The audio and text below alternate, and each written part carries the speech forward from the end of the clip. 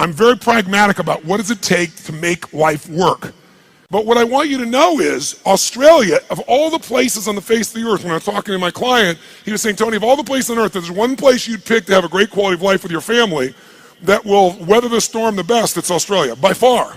You guys are in the best place on earth to make it through this situation and take advantage of it. But the real secret is, whether you suffer or whether you succeed is not going to be based on the season. Some people freeze to death in the middle of the winter. Other people ski and snowboard. It really comes down to what are you going to do?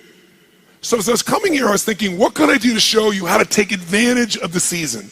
What can I do to show you how you can absolutely, doesn't matter what the season is a bad season financially a good or bad time to start a business? Tell me, which one? When the economy is toughest, is it a good or bad time to start a business? You tell me. Which one? You go, well, of course, that's what he expects me to say is good. But it's the truth. If you look at the Fortune 1000 companies around the world, 65% of them were started in a depression or a recession. The reason is they were started with somebody when all the competition was freaking out. Somebody could start, like Apple Computers, in the middle of a recession with selling their Volkswagen bus and coming out with some ideas because everybody else was scared and wasn't willing to do whatever it took. Disney started in the Depression. Right? Fortune magazine started in a depression. How are you going to build your fortune in the middle of a depression? It's why they're one of the strongest companies in the magazine business, and a business that's pretty horrible for most people. If you look at Microsoft, it was a recession. You look at the best and most powerful companies, it's because they understood something that's really critical, and that is, don't ask it be easier, ask and make yourself better. If you get strong during the tough time, you'll dominate for the rest of your life. What I think would be useful is maybe walk you through a tool that I've got that I've developed over the years to turn companies around. And the fundamental tool is there are areas of your business, every one of you in this room, no matter what your business is, if you're in business, you're probably doing something well. How many got some area of your business you're proud of, whether it be marketing or sales or the product or the service? How many got an area you're proud of? Say I. How many got an area you're less than proud of? Say I. The challenge is, where does our energy go? To the areas we feel most skilled and powerful in, or least skilled and least powerful in? Which one? No, our energy tends to go to the areas we feel most powerful. We do what makes us feel good. We do what we feel competent in, not what we feel incompetent in. And business is complex. It doesn't have to be, but it is. So I thought maybe there'd be a format I could give you today is, let's walk through what the business environment's really like right now, and then let's see if we can walk through what are the areas that if you were just to do this, if I never saw you again, and my goal is to see you again, my goal is to add enough value, go, okay, this is no brainer. I'm gonna take 4 days when Tony comes back, I'm gonna go in this experience and be immersed and grow my business 30 to 100%. But if I don't, here's what I want you to do, or if you don't. I'm gonna cover 7 areas that are what I call the 7 forces of your business. Each force has a forceful impact on your level of success or failure, profitability, etc. There's some areas I bet you're doing good in. Some areas you could do better in. Some areas you're very weak in. The problem is, a chain is only as strong as its weakest what? And in business, so many businesses go through challenges because those weak links are the ones that destroy you, not your strengths. It's true around the world, but actually Australian business is interesting, a little bit more intense than even business in the US in one category. What percentage of Australian businesses are still alive 5 years after they start? Who knows? What percentage of Australian businesses are still alive 5 years after they start? I'll give you a clue. 90% of all Australian businesses are gone in the first 5 years. If you and I are going to really make this thing work, it's that we got to look and say, okay, why do they fail? Why do so many businesses fail? Why is it? I mean, good-intentioned people, smart people, strong people, and yet they still fail. And many of them had good products, good services. They had great advantages when they start. They may have even been successful for 3 or 4 or 5 years or even 10 years. And now they're gone. I will tell you what I've seen in my life, and I've had the privilege now of working around the world with 50 million people through my books and tapes and audio and video programs, but I've worked with 4 million people, 4 million from 100 different countries. over the last 34 years. I can clearly tell you there's patterns you don't miss when you've been with that many people and that many businesses. And the one pattern I can tell you above anything else is most businesses fail because they fail to anticipate what's coming. Write that down. Write down, anticipation is the ultimate power. If you fail to anticipate, no matter how smart you are, you're going to end up reacting and your business will pay the price. And the price in the sport we're in is death, death of the business, just like a gladiator. Now, what do I mean by this? Maybe I can show you what I mean by giving you an example that more people could relate to. I want you to sit up in your chair with some energy. So I know you're in it. Sit up in your chair with some energy. Make sure the person next to you's got some energy. And I want you to yell out, I, if this describes an experience you really have. And I want you to be honest. If it doesn't describe an experience you have, don't say anything. But if it describes an experience you have, I want you to raise your hand and go, I, all right? So here's my question. How many of you in this room have ever experienced the total and complete humiliation that comes when you play a video game against a child? How many have had this experience? Say I! How many have had this happen more than once? Say I! Who always wins when you play a video game against a child? Who? The child! Why? Is it because they're smarter, quicker, faster? In fact, don't even tell me why. Think about how the process occurs. First of all, you don't play many video games, so you're smart. You don't offer to be a part of this game. It usually occurs because one of your children, or you maybe you're an aunt or an uncle to someone, or a friend, and they say to you at Christmas time, Auntie, Unc, somebody, Mom, Dad, play this game with me. And you say, no, I don't play those games. You go enjoy it. I'm no good at it. And they go, no, it's really easy. Let me show you. And they hand you this little gun. They go, just choon, choon, choon, choon, choon, bam, bam, bam. You just shoot guys just like that. It's so easy. And they go, come on, do this with me. And finally, you acquiesce. And then what happens? You should know you're being set up when they say, you go first. And what happens? You pick up that gun, and these aliens come at you, choom, choom, choom, and you're dead usually in about 3.8 seconds. Now the child takes the gun. What happens?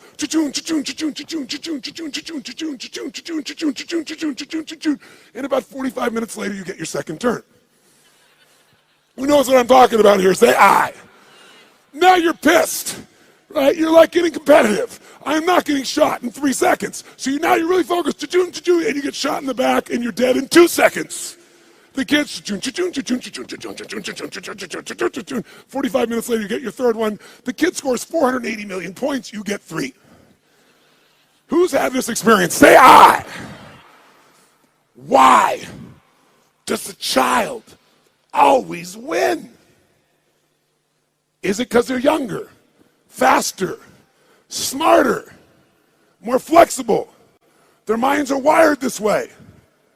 No, listen to me. The child always wins because they played this game before. And because they played the game before, listen to me, key words, they know the road ahead. And if you know the road ahead, you have the ultimate advantage over everyone around you.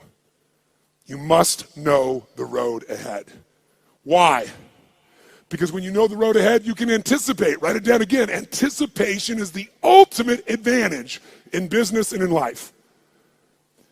Anticipation, when you know the road ahead, you know what's coming. When you know what's coming, you can anticipate. When you can anticipate, what's the benefit of anticipation? When you anticipate, you're ahead of the game. If you're not anticipating, what do you have to do? React. And when you're in the game of business and you react, you're going to die.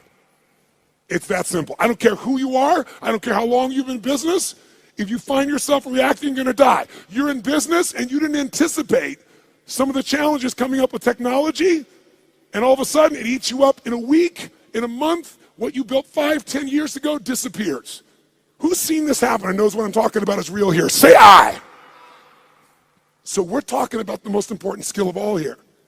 Anticipation, because otherwise you're reacting. Why does the kid succeed? They played it so many times. Guess what they know when the game starts? First bad guy's here, second bad guy's here, third bad guy's here. They don't wait, they anticipate, and they take control.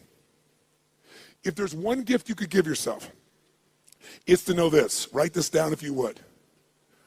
The biggest chokehold in any business, is always the owner/leader. It's the owner-leader's psychology or skills. The biggest chokehold in any business is the owner-leader's psychology or skills. Your mindset, what eats you up is you don't know what's coming. You don't have the skill to handle what's coming because you don't know it. Or you're so beat up psychologically, emotionally by what you've been through, you can't find the answer. So as a result, you end up with a story that limits you. You end up in a state that limits you. What's stopping the business, another way of saying this is the story, the state, and the strategy of the owner or the leader. If you change that owner or leader's state, story, and strategy, you change everything. If you don't, they're not going to succeed. So Bill Gates is a gutsy bastard.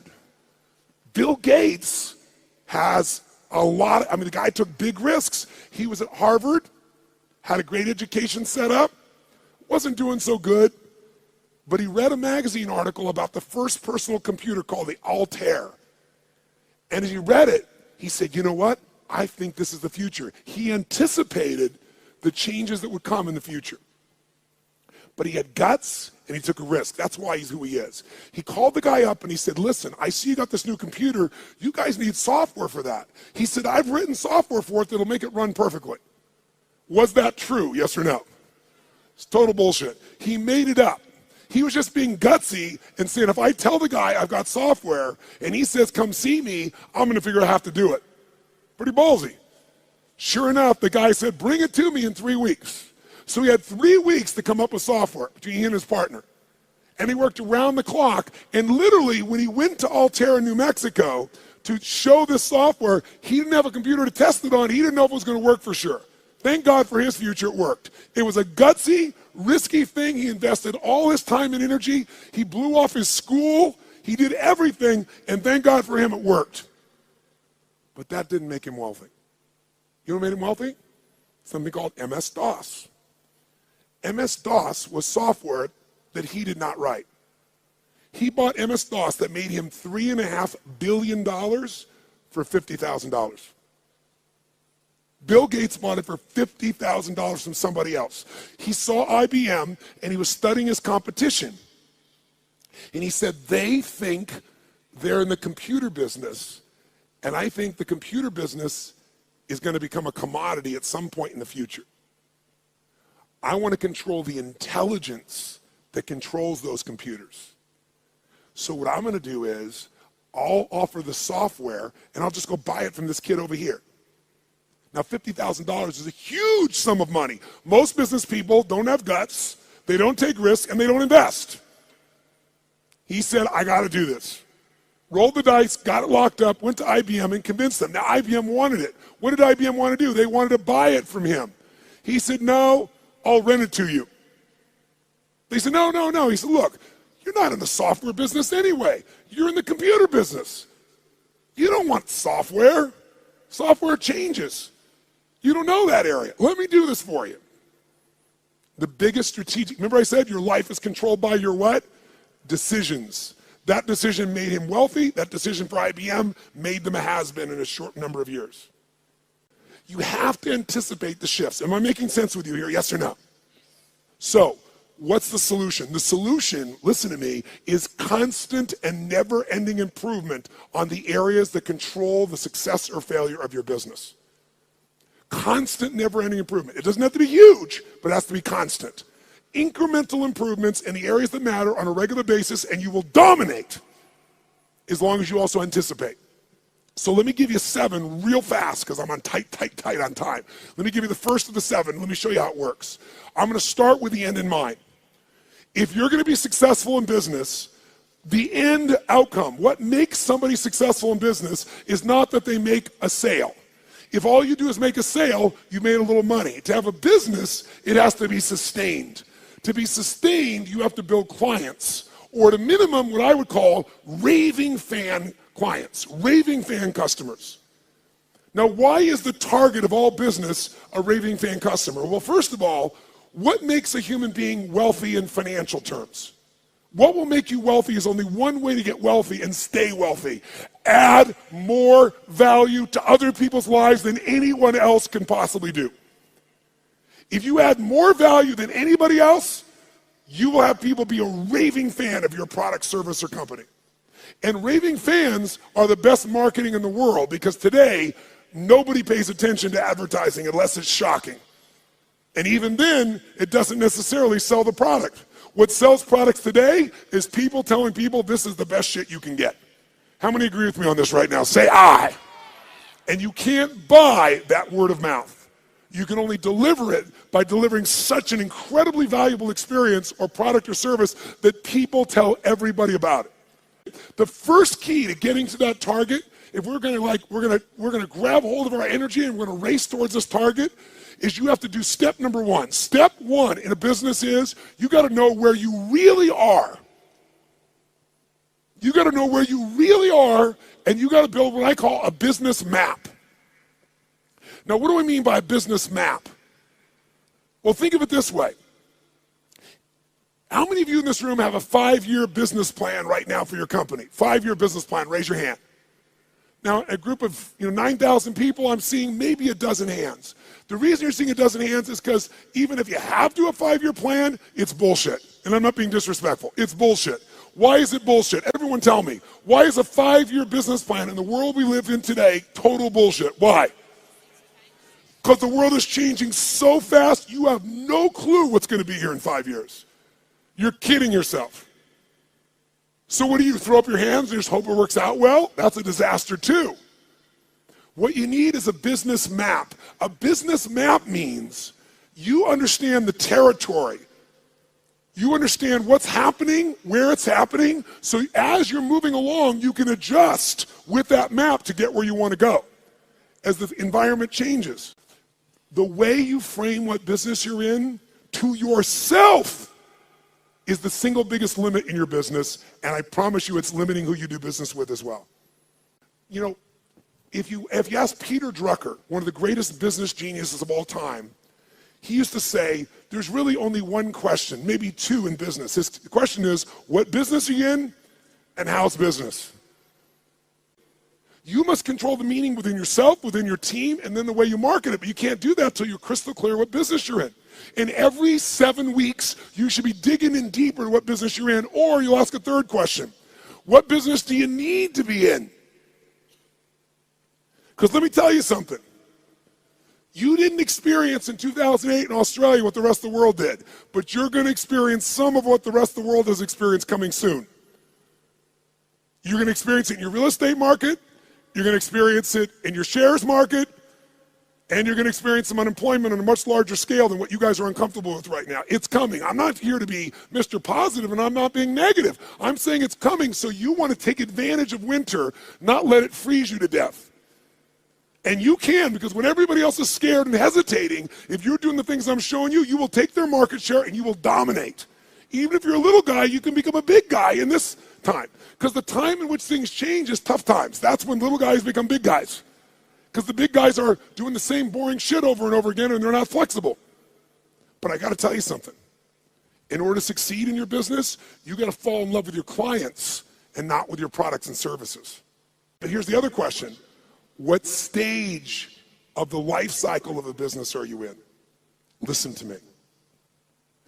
This understanding is the most important understanding of all, and I can't give it to you all here. I take a day on this. When I say I give people $1 million guarantee, the reason I'm giving that $1 million guarantee and no one ever takes me up on it, I think 2 times in 3 years someone's taken me up on it, and when they did, I've been glad because I didn't want a stupid person in my seminar. I was like, if you can't see this is going to save you $1 million and make you $1 million, you shouldn't be in here, right? I'm happy to refund your money. Is this material. And this material is understanding the life stage of the business. See, businesses have life cycles just like humans do. So watch this for a second. Which can get into more trouble, an infant or a toddler? Quick, nice and loud. Which one? Nice and loud. Which one? Why? Because the toddler's more mobile. They can go, what does this rock taste like? Right?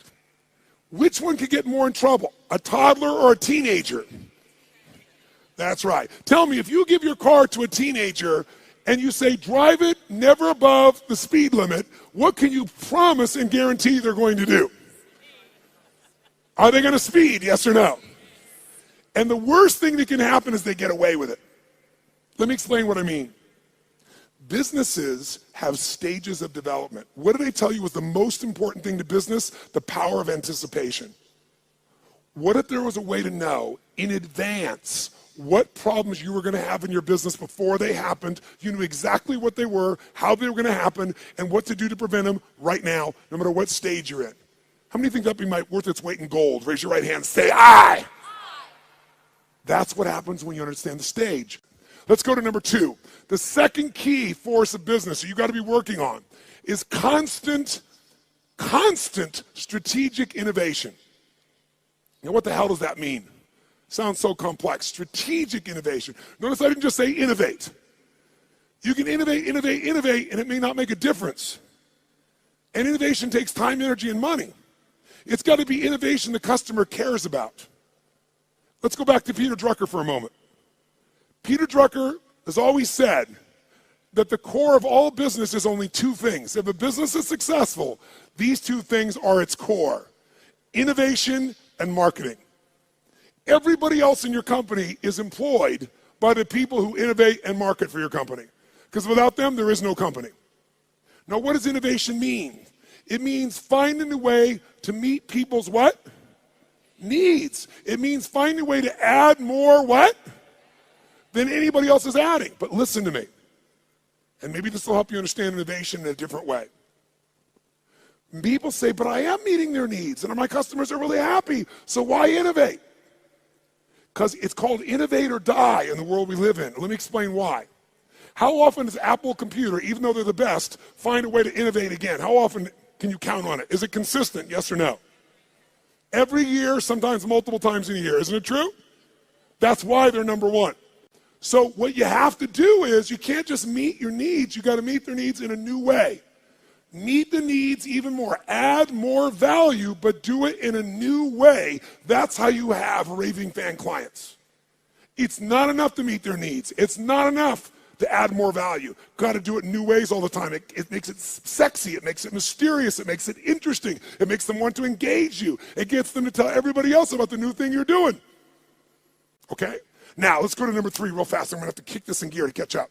So number 3 is, if you, what was it that we said Drucker said? All business is 2 things, innovation and what? Come on, guys, innovation and marketing. Answer this question for me. Does the best product or service always win? Yes or no? Nice and loud, yes or no?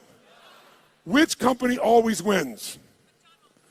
McDonald's? Where does that shit come from? No, the best marketed product or service. For better or worse, and let's use McDonald's, okay, ma'am? That's a good example. Tell me something. Perfect example. Does McDonald's make the best tasting hamburger in the world? Notice we got a universal 9,000 person response. No. Is it the tastiest? Is it the best quality? Yes or no? But it is the best what? Marketed, as you would say, marketed in the world. I call it marketed. The point of the matter is, this company understands marketing, and even though they have a shit product, they got billions and billions and billions of people to eat that shit. Now, here's the problem with marketing today, and it's a significant problem. I want you to think about this. Does anybody know how many marketing messages the average person had to see 15 years ago? How many messages before they would start to seek you out to consider buying your product, where they would do something active to seek out your product? Does anybody know? 15 years ago, how many times did they have to see a message from you on average if you had a quality ad? The answer is 4. 15 years ago. Does anybody know what the number is today? 16. Now, what do you think that's done to companies' profitabilities? Add value. Does this make sense? Become an education marketer. Become someone that does value, because then you become the valued expert, not a stupid salesperson. because you're giving me something. And if you give me something, I want to give you something. I'd love to give you my business if you're going to give me something. But if you're just going to advertise, screw you. Raise your hand if you follow this. Say I. And then you don't have to go for 16 exposures. You can get somebody in one exposure. And they'll answer your emails. And they'll reach out to you. And you'll watch your business grow like you can't even dream. Force number 4 is the constant, never-ending improvement of sales and mastery systems. Sales mastery systems. Marketing is wonderful, but if you don't convert that marketing into sales, you don't have a business. Now, because of time, here's all I'll tell you on this one. We're going to give you that's valuable, that's simple. How about this? How many of you right now in this room have a business that's primarily done with no salespeople, all on the web? Raise your hand. No salespeople, all automated.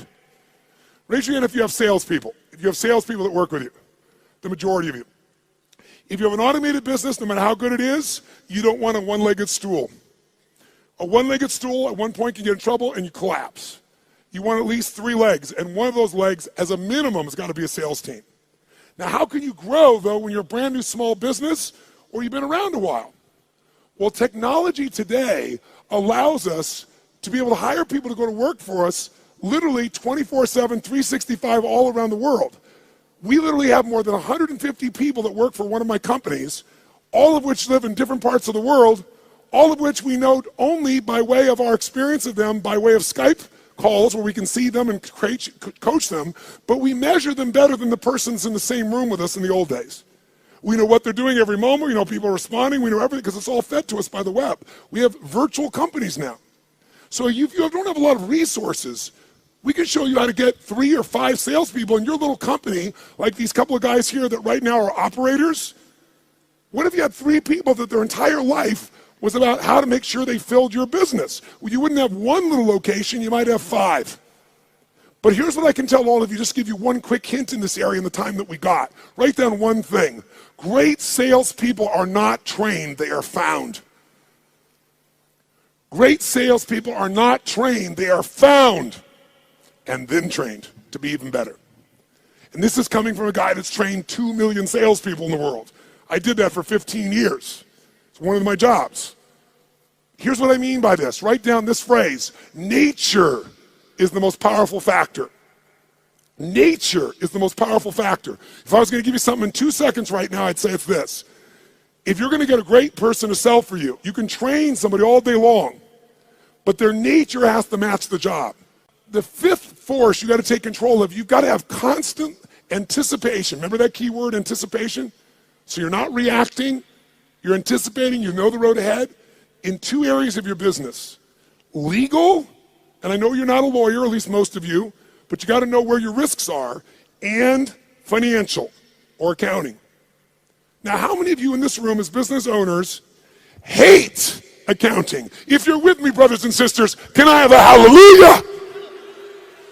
However, unfortunately, even though you hate it, how many of you in this room have ever been bitten in the bum, so to speak, because you thought the numbers were one thing or they meant something or your cash was one level and it was another? Some accounting piece that really, really hurt you at the time. Who's had this experience before? Raise your hand nice and high. Say I. I want to tell you something. More companies go down because most of you in this room do not like accounting, and I do not want to sell you on being an accountant. What a boring-ass job. But I do want to sell you on knowing enough of this that you can run that accountant or that CFO. Because you still have to lead, and if you don't, you'll become part of the 99% that fail. I don't care how big, smart you are, I don't care how much your sales are. Learning how to manage your business includes the economics, and we take half a day and make it fun so that you can kick ass with any CFO or accountant, and you can ask them questions they don't know. Let me ask you 2 questions real fast. Question 1. How many of you have a specific day of the month that you always go through your financials and you never, ever miss on your business? Raise your hand. Keep your hand up and look around the room. It's not even 3% of the room that does this. That's why 99% go out of business. Remember I said in the beginning, what is the chokehold in the business? It's the psychology and the skills of the entrepreneur. If you don't develop the skill of knowing how to manage the finances, I don't mean write it down and do the accounting. I mean know how to read that and use that information as intelligence to guide yourself. You're going to be in trouble. In business, nobody gets a special license. You can go out there and know nothing about numbers except what you think you know, and that's why you go out of business. This is a skill. If you don't get it from me, you better go get it now. But I can give it to you in a fun way in half a day of the 4 days, where you'll be able to read financials and find stuff your accountant's not finding. And then what you want to find is the intelligence that allows you to know how to run your business more effectively. I'll give you a little clue. Who here knows the 3 documents you've got to see every single month to run your business? Raise your hand if you know the 3 and can name them. Look around the room. Look at this. We got 9,000 people in this room, and maybe 20% of you even know the documents. You don't review them, you don't even know what they are. Here, I'll give you a little gift, something that took me 20 years to figure out. Little gift. If you got a business that has a 20% margin of net profit, and most of you probably have a margin less than that, some of you maybe more than that. But if you have that, and you just cut 12% of your costs, 12% of your costs on a 20% margin company, you'll grow your profits by 50%, meaning you'll have a 30% margin. If you want to, listen to me, you want to grow your profits 50%, all you have to do is cut 12% of your costs. But you're never going to do that when you don't even look at your own financials. Let's go to the next one. Finally, number 6. Number 6 is, what if I said to you there was treasure in your business, and that treasure is just waiting for you to come by and pick it up? But you got to dig for it. But if you pick it up, it's going to cost you nothing. What if I said to every one of you in this room, no bullshit, no hyperbole, no exaggeration.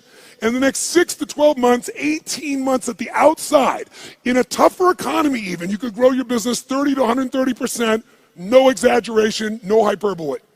And it's not going to cost you any more money to do it. When I say it's not cost you any money, let me be honest. You might find by spending $5,000, you could make $150,000. Or by spending 10, you could make $500,000. So to me, that's not spending money. How many follow what I'm talking about here? Say aye. That is this skill. This is my strongest skill. This is why companies call me in to do turnarounds. This is why my companies are where they are through all the economies and all the countries I've been in, all the industries. You have to learn the skill of optimization and maximization. That's this point. You have to learn to optimize and maximize your business on an ongoing basis. Now, what does that mean? It means figuring out how to do what you're already doing, where you get a geometric result from a bunch of small changes. Small changes that accumulate to create a geometric change. But you gotta master this. Go home and figure this out by itself if you want to, and you can start making progress right away.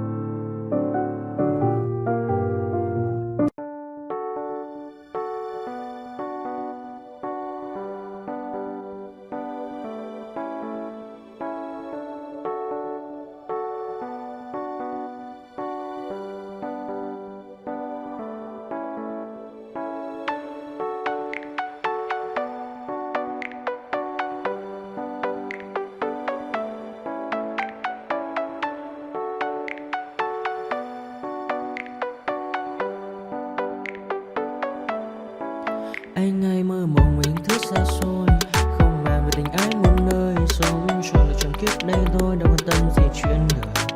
Thế mà lại ngâm tương tư, ông tầm bà mũi xe tơ. Đêm nằm trộm nhớ mơ mơ về ai. Thì ra anh yêu rồi, từ ánh mắt nụ cười, từ đôi môi gọi mưa sao xuyến lòng anh. Thì ra mê em rồi, ngày hay đêm ôm lời, chỉ nghĩ đến em thôi. Đó là do anh đã yêu rồi, anh đã yêu rồi, anh đã yêu rồi. Anh đã yêu rồi, anh đã yêu rồi, anh đã yêu em mất rồi.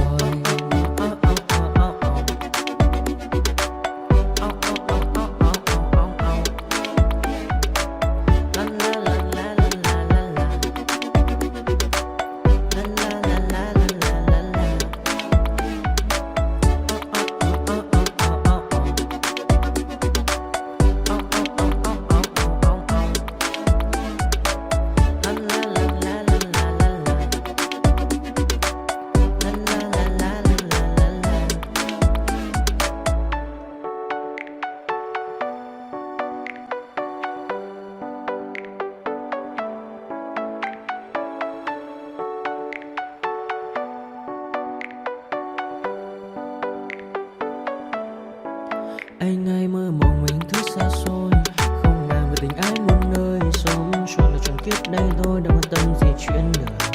Thế mà lại ngâm tương tư, ông tầm bà mũi xe tơ. Đêm nằm trộm nhớ mơ mơ về ai.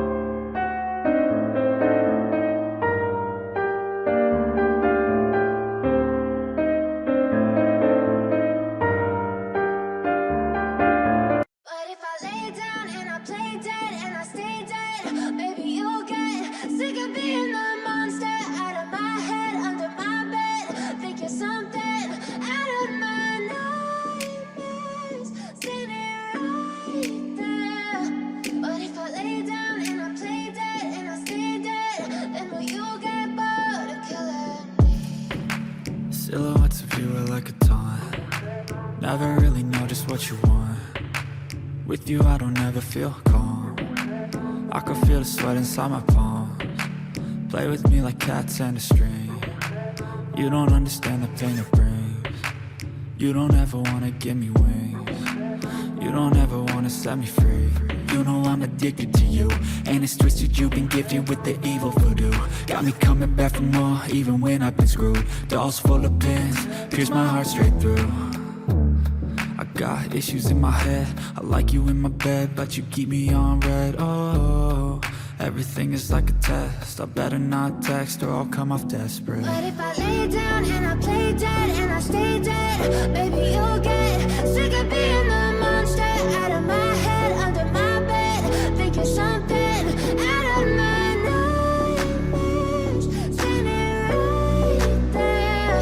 But if I lay down and I play dead and I stay dead, then will you get bored of killing? So if I play dead, will you regret everything that you did, that you said? I don't think you understand what you're doing, and my heart's black and blue from the bruising. I feel like when I'm with you I'm losing. I feel like you think that this amusing, sitting there gaslighting and confusing. Was it me? Is it me? Am I deluded? I'm the one who's always sorry, the conclusion. Even though I offer all of the solutions, I wish you loved me like I love you, it's stupid. When I'm alone with you I never feel lucid. I wish I wasn't struck by Cupid. I wish when I first saw you I knew this. When I'm with you I feel so useless, I feel diluted, my heart's been wounded. Silhouettes of you are like a taunt, never really know just what you want. With you I don't ever feel calm, I can feel the sweat inside my palm. Play with me like cats and a string.